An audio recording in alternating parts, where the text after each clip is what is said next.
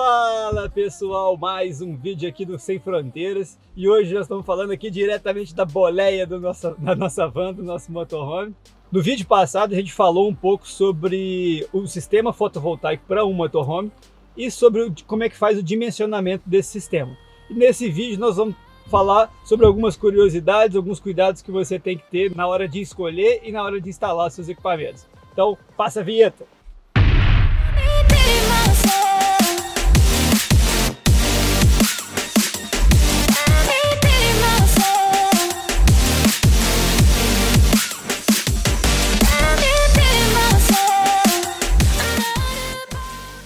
Bom pessoal, o primeiro tópico que a gente vai abordar aqui é a respeito dos painéis solares. Primeiro, nós vamos falar sobre uma diferença básica entre eles, que é a sua composição. Existem basicamente, aqui no Brasil, dois tipos de painéis solares, os de monocristalino e os de policristalino. Os de monocristalino, eles são feitos com um silício mais puro e por isso eles são mais eficientes, mas eles também são um pouco mais caros. Os de policristalino, eles já são feitos de um silício não tão puro e por isso eles são um pouco menos eficientes, mas eles são muito mais acessíveis. Aqui no nosso carro eu coloquei o de policristalino e ele tem gerado energia para manter as baterias sempre carregadas. Outra coisa que você tem que saber a respeito dos painéis é a respeito da tensão que os painéis emitem, principalmente quem está fazendo um motorhome em 24 ou mais volts, porque para carregar as baterias, os painéis têm que ter uma tensão superior à das baterias. Por exemplo, o meu sistema ele é de 12 volts e para equalizar as baterias, elas precisam chegar em tensões acima de 14,5 até 15,5 volts. Então se eu instalasse um painel que não fosse capaz de produzir mais do que 15,5 volts, provavelmente eu não teria um abastecimento correto das minhas baterias. Hoje em dia, acima de 150 watts, eu já observei que quase todos os painéis estão aí na faixa de 17 ou mais volts de tensão.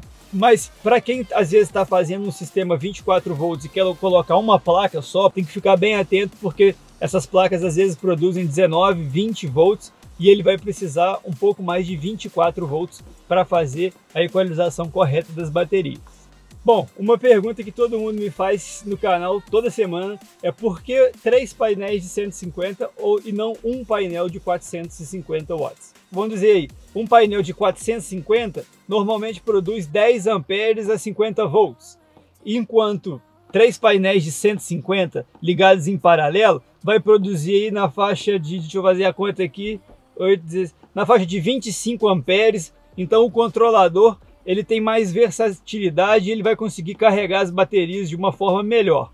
Enquanto se eu receber 10 amperes a 50 volts, o controlador de carga vai ter que trabalhar um pouquinho mais. Isso pode desgastar ele durante o tempo.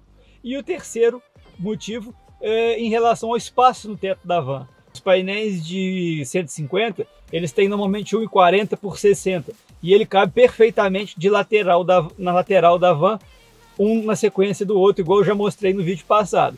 Um painel de 450 vai ocupar um espaço enorme no teto da van, onde eu podia colocar um clarabóia, alguma coisa assim. Mas tem muita gente usando e eu acho que é uma escolha que talvez é até mais simples de ser instalada se você optar por ele. Bom pessoal, agora nós vamos falar um pouco sobre o controlador de carga.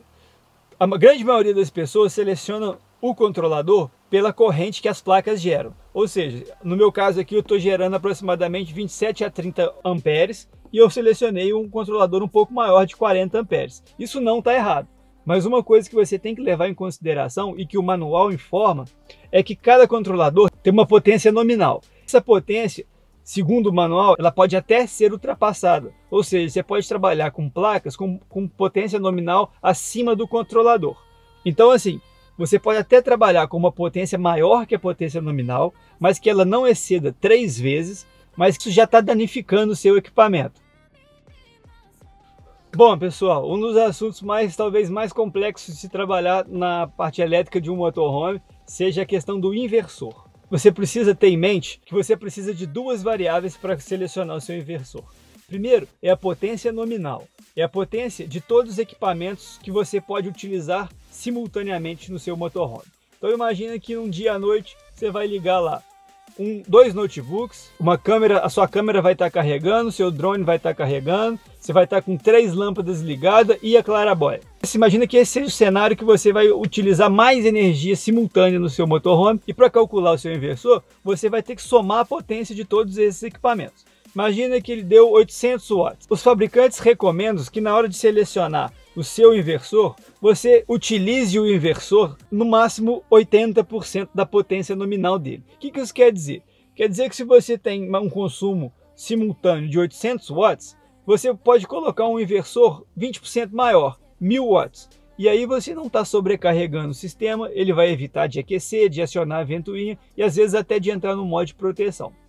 Para mim, eu acho 80% muito próximo. Então eu estou trabalhando com 50% a 60%.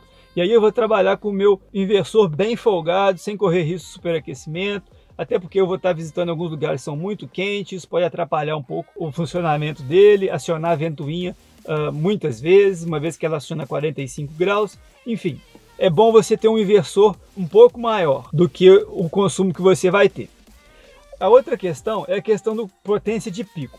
A potência de pico, você tem que considerar alguns equipamentos que têm carga indutiva, ou seja, motores, geladeiras, bomba, tudo que tem algum motor, furadeira, liquidificador, tudo isso. Esses equipamentos, para ele iniciar a operação, eles precisam de uma potência um pouco maior. É uma potência que ele utiliza por um tempo muito curto, que é 0,6 segundos, é muito rápido, mas o inversor tem que estar preparado para fornecer essa energia na hora que o equipamento precisar. Então, como é que eu calculo isso?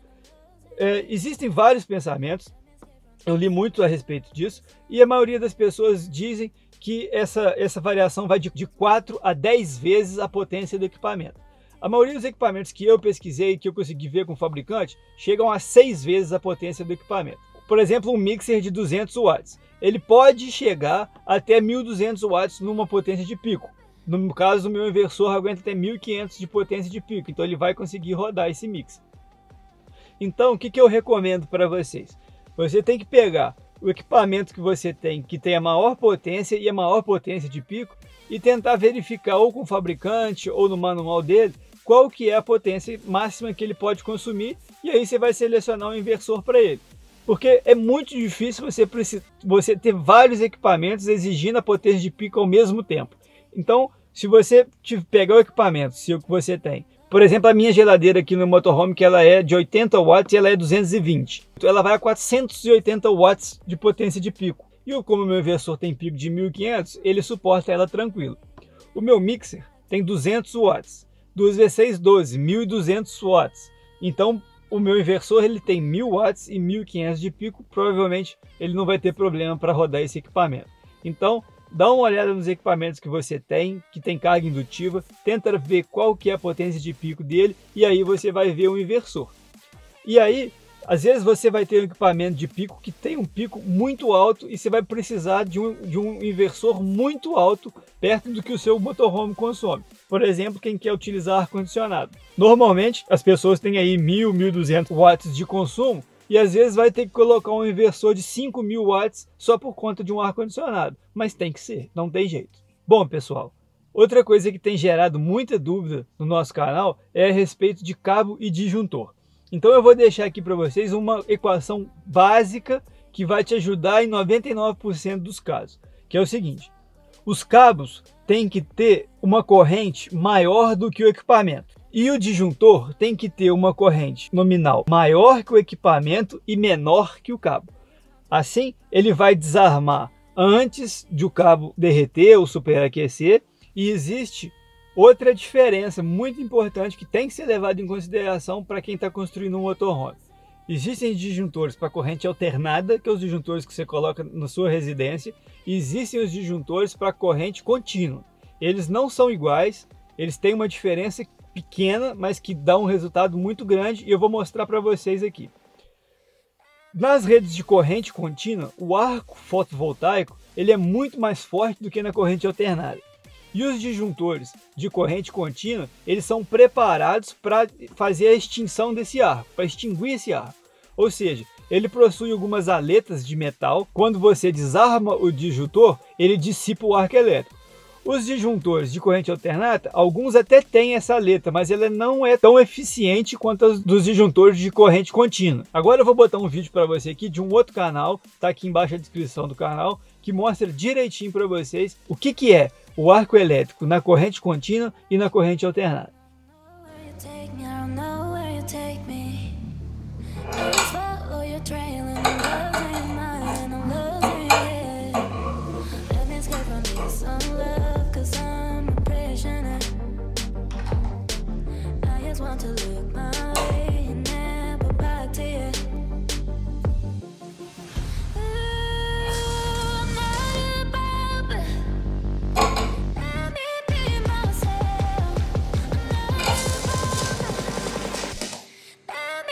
Bom, pessoal, deu para ver que a corrente contínua, o arco dela é muito maior. E imagina isso daí se formando quando você desarma o seu disjuntor.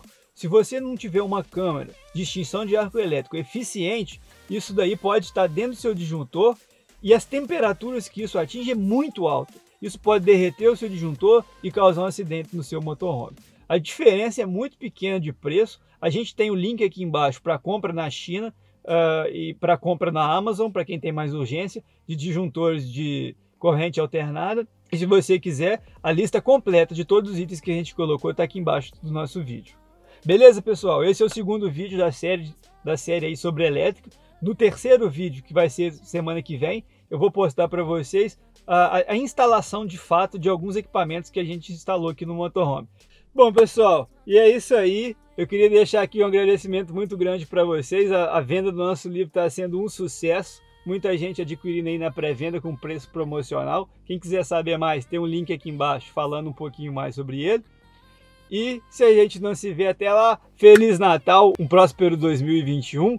E que o ano que vem as fronteiras se abram e a gente possa se encontrar nesse mundão sem fronteiras. Valeu, pessoal. Abraço.